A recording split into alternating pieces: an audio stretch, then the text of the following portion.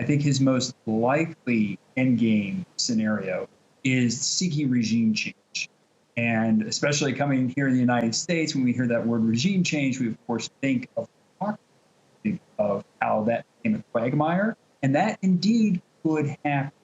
But I think that is the most likely scenario. That is what he is seeking. He's seeking to install a government that's going to be friendly to Russia as opposed towards seeking, say, EU membership or NATO membership. I think he wants a regime that's in Ukraine that is more along the lines of Belarus.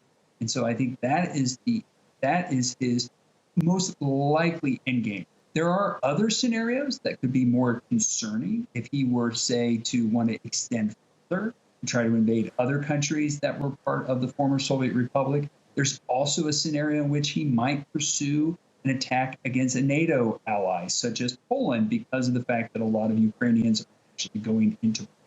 So there are some other scenarios, but I think the most likely is seeking simply regime change. And then that regime would be friendly to Russia and perhaps even allow Russian troops to stay in Ukraine. If there is a regime change, if we do see a government installed that's friendly to Russia, what does that mean in security terms for Europe? So for security terms, it can mean several things. First of all, we've already witnessed over the past year kind of the trouble, if you will, that Belarus has been able to raise because of its leanings towards Russia. Now you would have another major state that would also fall into that camp. And so that is one aspect in which this could create security concerns.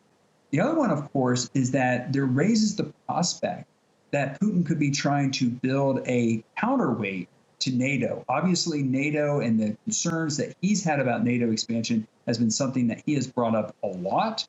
There's the idea that Ukraine potentially could have become a NATO member. Of course, that would be totally off the table if the regime in Ukraine is friendly towards Russia, not towards the West. So the idea that it could create a counterweight to NATO, and then, of course, potential membership for Ukraine in NATO would be off the table. Those are two key ways in which this could play out.